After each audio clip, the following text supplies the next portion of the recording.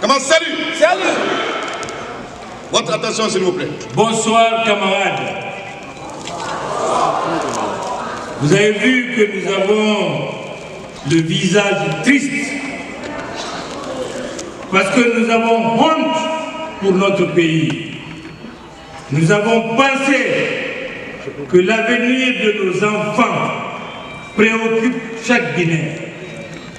À plus forte raison, le gouvernement de la République,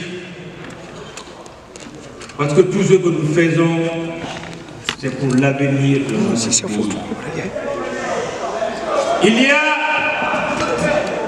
Il y a de cela 4 jours, nous commençons le matin, nous finissons à minuit. Nous avons lâché de l'Est.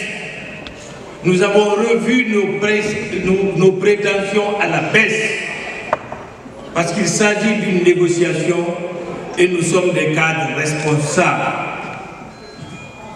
Ça vous le dit, vous qui êtes les enseignants, nous avons accepté de sortir du cadre de 8 millions pour que nous puissions trouver une solution à ce niveau pour ne pas que l'avenir de nos enfants soit perturbé. Nous sommes allés sur un autre terrain, à savoir, nous allons attendre que vous assaiниssiez le fichier des fonctionnaires enseignants, dénicher les fictifs qui sont à un nombre très élevé. Mais c'est une niche cachée. Il y a certains cadres véreux de ce pays qui vivent de ces fictifs. Ils ne veulent pas que nous les dénichions. Nous avons décidé de faire l'assainissement et de dire voilà le nombre de fictifs, l'argent qu'ils prenaient, on donne aux enseignants. Ils ont appelé les techniciens. Nous avons discuté avec les techniciens parce que nous-mêmes, nous sommes des techniciens. Nous avons dit, comme vous ne voulez pas une augmentation de salaire, il n'y aura pas d'augmentation de salaire. Il n'y aura pas d'augmentation de la masse salariale. Mais l'amélioration des conditions de vie des enseignants va dériver de l'argent, des économies qu'on va trouver chez les fictifs. Nous avons passé ce message très fortement pour leur dire tout ce que vous avez dit auparavant qu'il y aura augmentation de salaire, il y aura ceci, il y aura cela. Il n'y aura pas d'augmentation du salaire, d'augmentation de la masse salariale, ni du budget. Mais le salaire de l'enseignant, le salaire de base de l'enseignant va évoluer parce qu'on a sorti du fichier fictif où vivent, comme je l'ai dit dans tous les cadres véreux. Comme ils ne veulent pas, ils sont opposés au dénouement de cette crise. Ils préfèrent que cette crise s'enlise pour que l'avenir de nos enfants soit mis en cause. Nous ne pouvons pas l'accepter. Nous sommes fatigués. Nous avons honte aujourd'hui pour notre pays. Et nous demandons ici, plus haut qu'ailleurs, à tous les travailleurs épris de paix qui ont le souci de l'avenir de nos enfants de se lever pour qu'on puisse résoudre ce problème. Toutes les structures de l'USTG, le mouvement syndical guinéen, nous leur faisons appel pour que nous puissions résoudre ce problème, car il y a aujourd'hui des cadres qui ne veulent pas sortir de leur bouche sur votre argent, l'argent du contribuable guinéen, qu'ils trichent et qui font qu'aujourd'hui ils ont des villas partout, des immeubles qui gèrent comme des champignons sur le dos de l'enseignant guinéen. On ne va plus l'accepter. Nous demandons également, en plus des travailleurs, tous les citoyens convaincus que l'avenir de notre pays est dans l'éducation, de se lever pour nous aider maintenant à résoudre ce problème.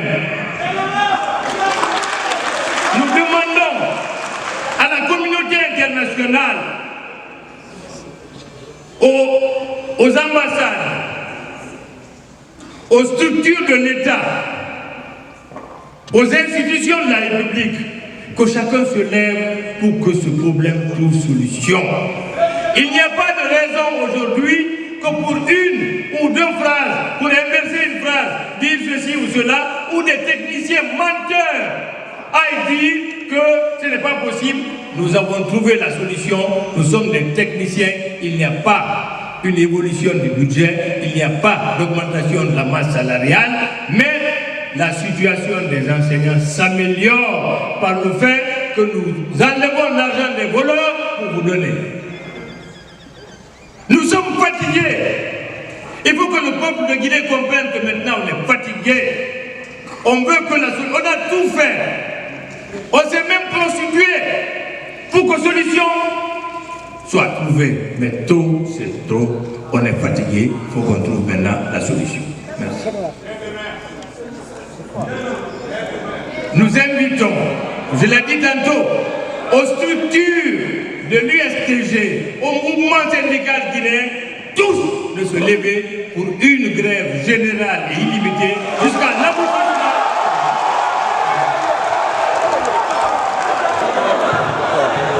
Kamal, salut.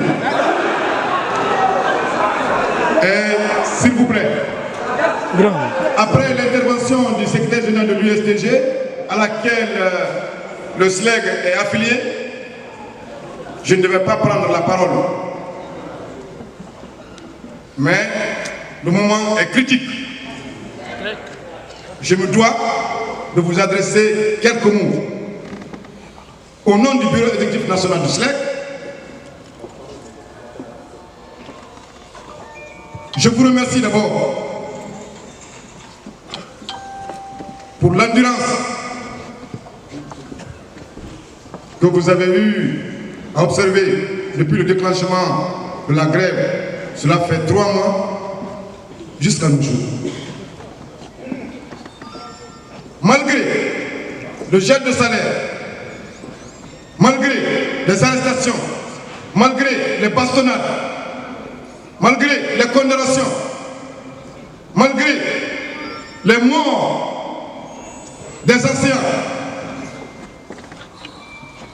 aujourd'hui, on a accepté, malgré tout ça, on avait accepté d'être flexible pour prouver à l'opinion nationale et internationale que nous sommes des syndicalistes avérés, responsables, soucieux de l'avenir du pays. Pour éviter l'année blanche à notre pays, nous avons accepté d'orienter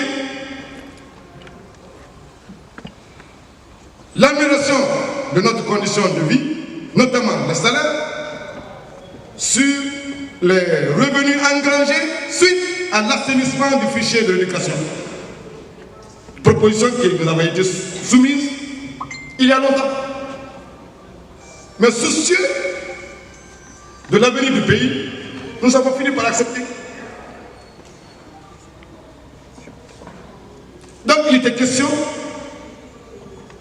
que, sur proposition même du gouvernement,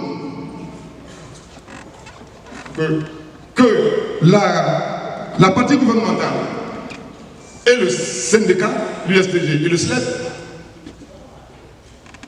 se mettent en commission pour aller dénicher ces cas de fictifs à tous les niveaux. Et que le revenu engrangé soit orienté uniquement sur le salaire de base. Le point d'achoppement a été à ce niveau. Ils ont voulu l'orienter sur la prime. Nous avons dit non, il faut que ce soit orienté sur le salaire de base, conformément à la logique des 8 millions, qui ne concernait que le salaire de base. Donc, nous avons exigé à ce que l'argent trouvé là, sur les fichiers, suite à l'assainissement du fichier, que l'argent là soit orienté uniquement sur le salaire de base. Ce qui a été accepté. depuis 72 heures. Cela a été accepté par le gouvernement. Mais depuis qu'on a fait appel à l'inspecteur général du travail et le chef de cabinet de la fonction publique, qui sont responsables de tous ces cas de fictifs dans notre pays, parce que c'est eux qui les entretiennent, ces fictifs-là, ils vivent de ça, nous en sommes conscients. Je me rappelle même, en 2009, lorsque nous avons procédé au recensement exhaustif des enseignants à la faveur de l'application du statut particulier de l'éducation, lorsque nous avons dirigé les fiches, les fictifs, et que nous avons rendu compte au gouvernement, qu'est-ce qui s'est passé? Il y a une complicité entre le service informatique de la fonction publique et le service informatique des finances. Alors, au lieu de radier les fictifs que nous leur avons présentés, ils ont plutôt radié des enseignants en situation de classe en lieu et place des fictifs pour créer la confusion. C'est comme ça qu'ils vivent. C'est à travers ça qu'ils construisent, n'est-ce pas, des villas, des immeubles, qu'ils envoient leurs enfants à l'étranger. Ils ne veulent pas la suppression de ces fictifs, de ces cas de fictifs. Ils ne veulent pas. C'est pour ça qu'ils s'opposent. Et comme il y a des complicités dans le gouvernement, alors, aujourd'hui, on nous empêche. Ils refusent catégoriquement d'accéder à la signature de ce protocole. Donc, chers camarades, peuple de Guinée, population de Guinée, voici le rôle qu'est en train de jouer certains responsables, certains cadres de notre pays. Il est temps de nous lever, si nous sommes conscients de l'avenir de notre pays, de l'avenir de nos enfants, pour éviter l'année blanche, que tout le monde se mobilise. Nous invitons toutes les structures syndicales de l'éducation, notamment le SLEC, à tous les niveaux, de Conakry à Yomou. Demain, à une marche, tous les enseignants à une marche.